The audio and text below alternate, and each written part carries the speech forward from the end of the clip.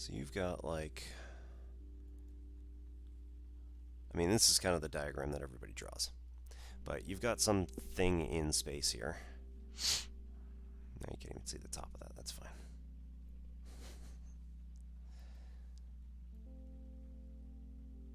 You got some shape that's in space, and you're trying to figure out what the double integral of this thing is, or then a three-dimensional object that you're trying to figure out what the volume of this manifold is going to be. So generally speaking, you're looking at this and saying, okay, how can I break up all of my x's and all of my y's to be able to take the integral of this thing? So then, if there is some sort of function for the boundary, we'll be able to take double integral of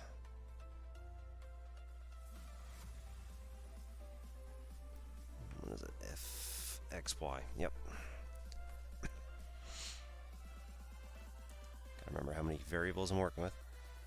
All right, and then d area, which usually ends up being dx dy instead of just a single dA like that, but it's a shorthand way of doing stuff. And then we say, okay, do the double integral of the region. So instead of doing this on x's and y's, it may be easier, it may be, even sometimes it might be impossible to do the integral in the x and y directions. Just because, you know, you've done Calc 2 at this point, you know how many integrals there are that are literally impossible, that you had to do numerical integration for.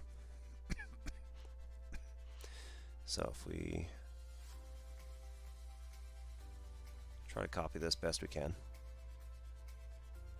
whatever, close enough. And instead of doing this in the x and y direction like that, what we can do is decide to split this up instead as a bunch of radials that are coming off of the origin, or really any origin. It doesn't have to be the origin, but generally speaking, it is a little bit easier to work with. Oops.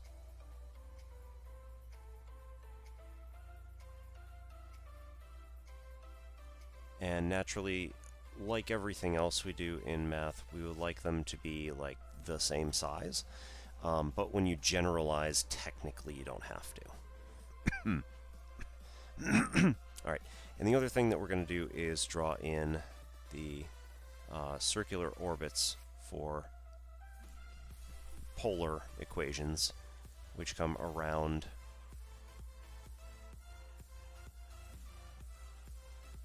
our axis at regular intervals.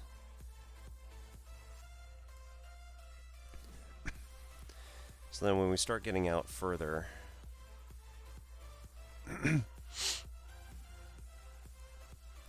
we now have these radial segments, which are going to be dr in length, and we also have these angular segments, which are d theta in width.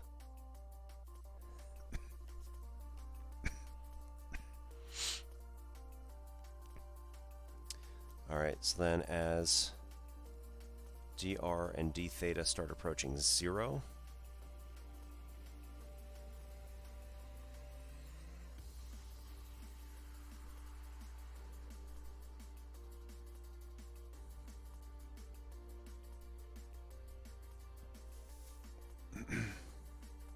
each region is going to start approximating a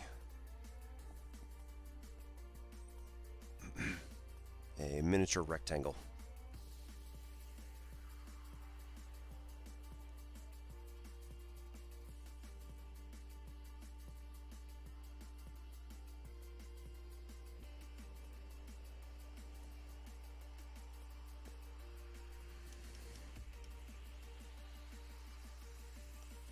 Just like the dx dy ones that we had over here, right? So each of these segments eventually become dx by dy, and then you're trying to figure out what is the area for this rectangle. These are literal rectangles, so it's a little easier to see.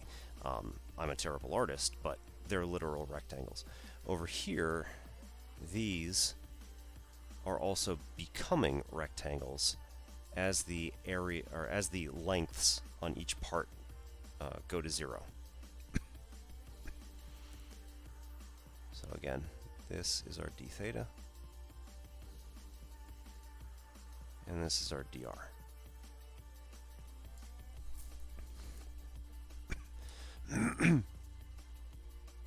So with that, now we're saying, okay, we'll do the double integral on these regions over here, and this is now going to be a function that we have changed all of our x's to be instead, yeah, okay, it's the standard one, so that's easy enough. I actually set it over on this side. X's are all going to turn into r cosine theta, and all your y's are going to turn into r sine theta. And then dA again, but again, you're doing this in terms of, oh, whoops.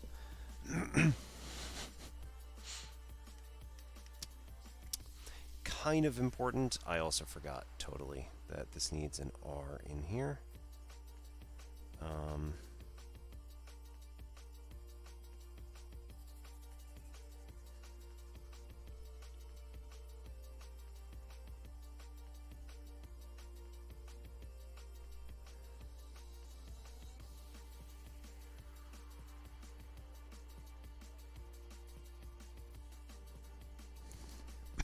You could call dr d theta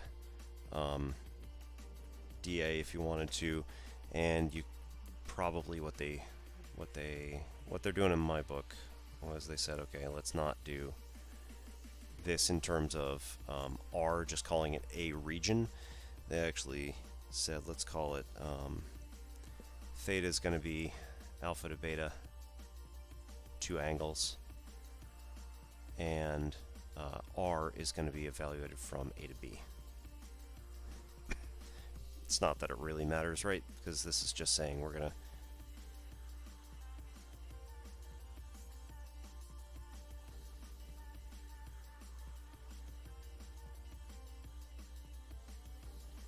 integrate over the region just like we did over here, and then dA is going to be your rectangles. So tiny infinitesimal rectangles that are going to be all over the region in question. Alright, so that has certainly been a while. Let's see.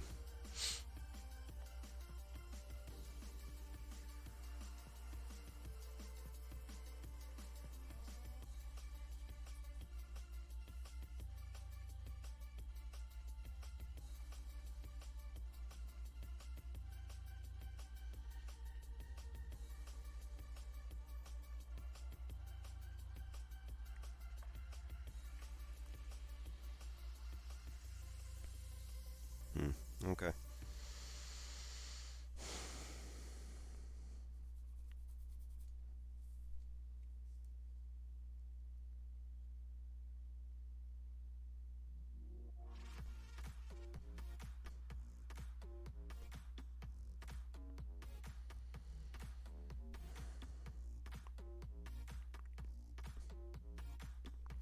Alright, so what they're doing is they're saying that we're going to look at this as a sector. Each of these are going to be a sector. Rather than being, rectangular, they're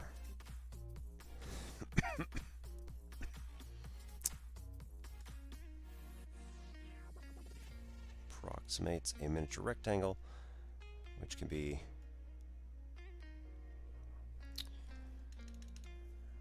alright, let's get this back.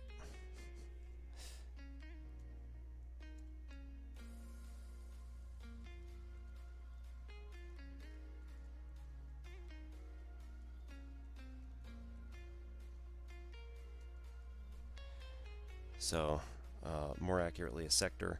So we're saying, like, basically we're only getting the area between these two things. And then how do you find areas of sectors? Well, those are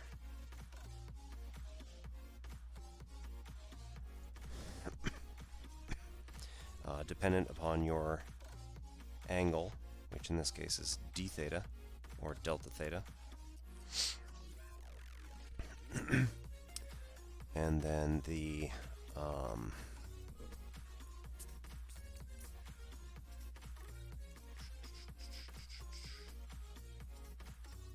this has been a really long time.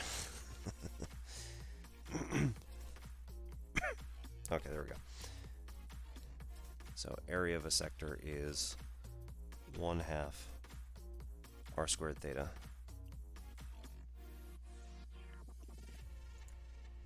So here our theta is going to become d theta or delta theta. We're also going to get the inner area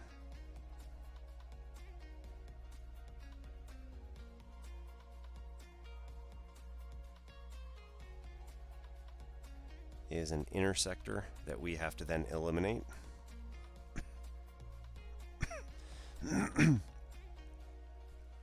So this is going to be 1/2 R1.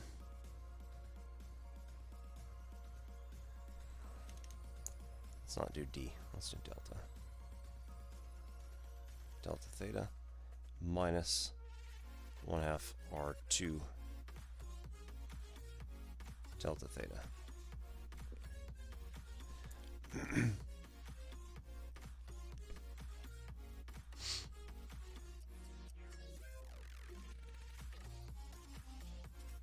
Or essentially 1/2 R1 minus R2 times delta theta.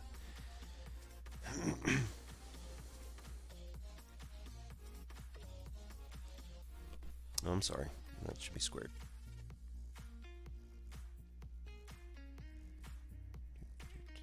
So all those individual r's are going to be squared. This then can factor into a 1/2 R1 plus R2 times R1 minus R2 delta theta.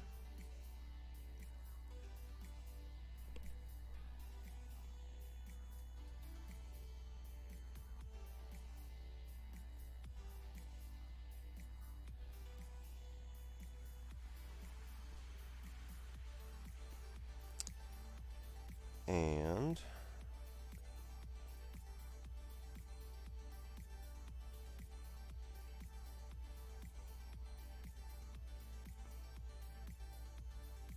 okay, there we go. With our R values being very close together, essentially what's happening here is we're getting a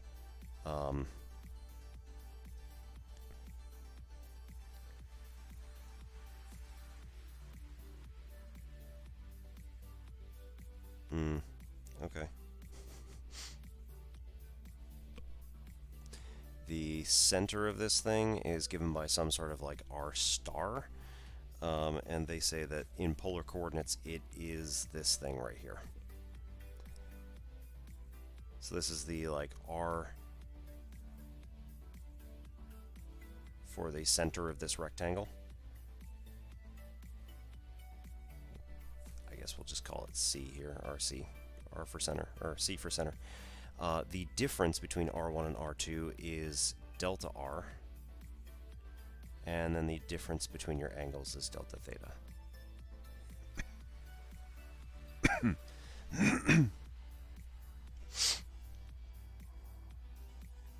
So this is why we have this R dr d theta at the end of the integral. It's that this R from the center is going to also be multiplied onto this thing. That's why it took me by surprise, because again, it's been a long time.